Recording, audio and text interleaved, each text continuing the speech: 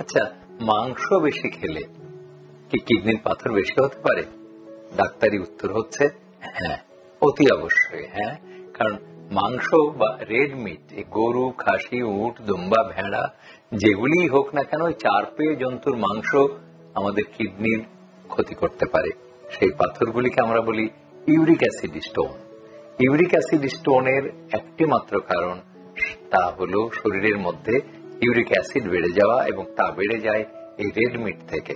দেহের জন্য ক্ষতি, দেহের নানান রকম, সামান্য হজম থেকে শুরু করে উচ্চ রক্তচাপ, হার্টের ক্ষতি, এবং সর্বশেষ কিডনির ক্ষতি।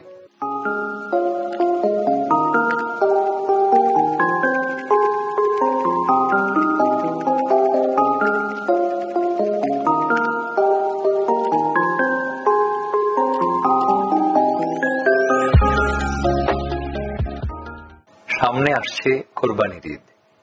কোরবানি মানেই এক বিরাট উৎসব, দানের পাশাপাশি নিজেরও খাওয়ার একটা উৎসব, এবং সবাই সেজন্য অনেকটা ঠিক মুখেই আছেন, তাকিয়েও আছেন যে কোরবানির মাংসের নানান পদ খাওয়ার হবে।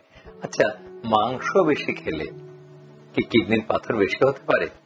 ডাক্তারি উত্তর হচ্ছে হ্যাঁ, অতি অবশ্যই হ্যাঁ।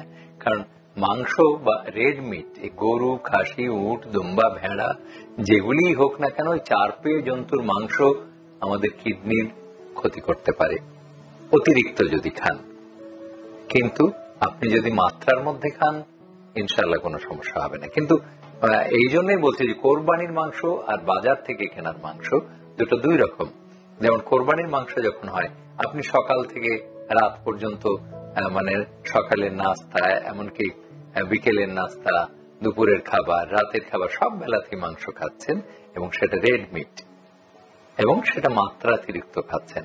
অনেকে আবার জমাতে জমাতে এটাকে ভাজতে ভাজতে কালো, কি যেন একটা নাম, কালা ভুনা বানিয়ে ফেলেন। তো এগুলি অবশ্যই ক্ষতি হয়। সেটা হলো দেহের জন্য ক্ষতি, দেহের নানান রকম, সামান্য হজম থেকে শুরু করে উচ্চ রক্তচাপ, হার্টের ক্ষতি, এবং সর্বশেষ কিডনির ক্ষতি।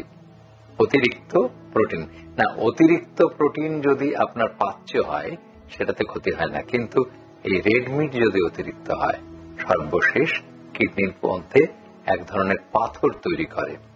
সেই পাথরগুলিকে আমরা বলি ইউরিক অ্যাসিড স্টোন।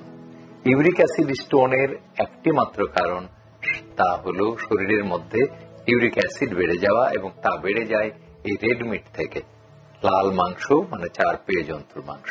সুতরাং কোরবানির মাংস নিজের জন্য বেশি খাওয়া নয়, বরং দানে আনন্দ পাওয়ার চেষ্টা করুন। নিয়মিত স্বাস্থ্য বিষয়ক পরামর্শ পেতে আমাদের চ্যানেলটি সাবস্ক্রাইব করুন, এবং বেশি বেশি লাইক ও শেয়ারের মাধ্যমে সবাইকে আমাদের সাথে সংযুক্ত হওয়ার সুযোগ করে দিন।